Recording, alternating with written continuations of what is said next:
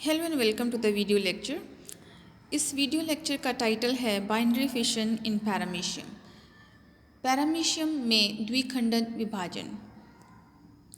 Paramecium में द्विखंडन विभाजन ट्रांसवर्स होता है। तो ट्रांसवर्स बाइनरी फिशन के द्वारा ये एसेक्सुअली रिप्रोड्यूस करता है। ये अलैंगिक प्रजनन की प्रक्रिया है और अनुकूल दशाओं में यानी कि फेवरेबल कंडीशंस में होती है। ऐसे में पैरामीशियम जो है वो भोजन लेना बंद कर देते हैं। उसका ओरल ग्रूव और बक्कल स्ट्रक्चर जो है वो धीरे धीरे डिसअपीयर हो जाते हैं।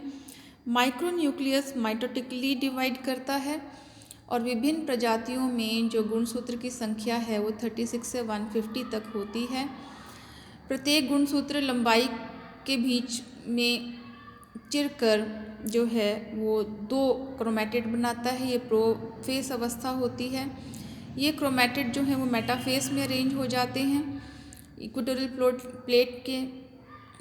प्लेट में अरेंज हो जाते हैं जो मेटाफेस है, और उसके बाद क्रोमैटिड जो है वो उनका पृथक्करण होता है। ये एनाफेज है। टीलोफेज में लघु केंद्रक जो है उसकी काफ़ी लंबाई बढ़ जाती है और इस तरह से धीरे 2 लघु केंद्रक में ये संगठित हो जाते हैं। मैक्रोन्यूक्लियस जो बड़ा न्यूक्लियस है गुरु केंद्रक, ये एमाइटोटिकली विभाजन करता है, केवल लंबाई में बढ़ जाता है और बीच में से संकीर्ण होता हुआ 2 भागों में ये बंट जाता है।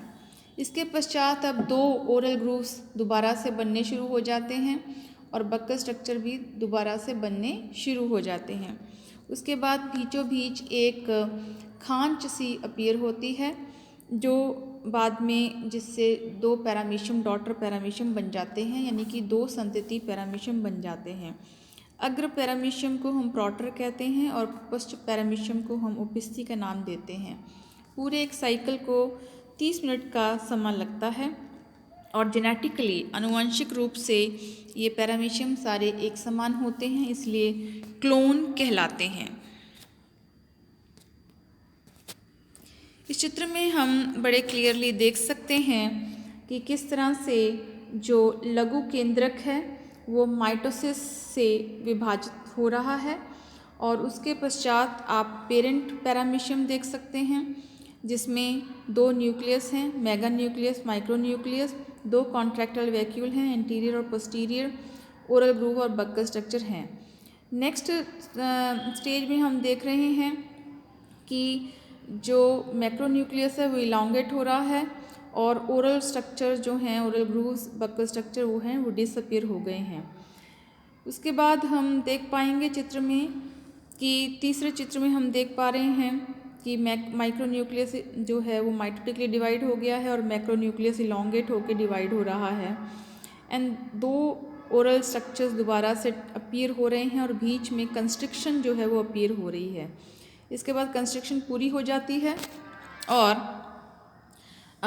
2 नए कॉन्ट्रैक्टाइल वैक्यूल्स जो हैं वो बन जाते हैं और अंततः 2 डॉटर पैरामीशियम, 2 संतति पैरामीशियम बन गए हैं जिनमें कंप्लीट 2 स्ट्रक्चर जो है अपीयर हो गए हैं। एंटीरियर पैरामीशियम को हम प्रोटर कहते हैं और पोस्टीरियर पैरामीशियम को हम ओपिस्थी कहते हैं।